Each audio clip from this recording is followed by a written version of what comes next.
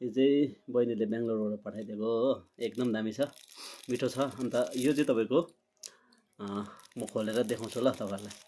यो टक्कै खोल्यो, यस्तो गरी यो निस्कियो हो, त्यहाँदेखि यो निकाल्यो, टक्कै निकाल्यो, यसरी खायो होइन, यो कप्पै खायो।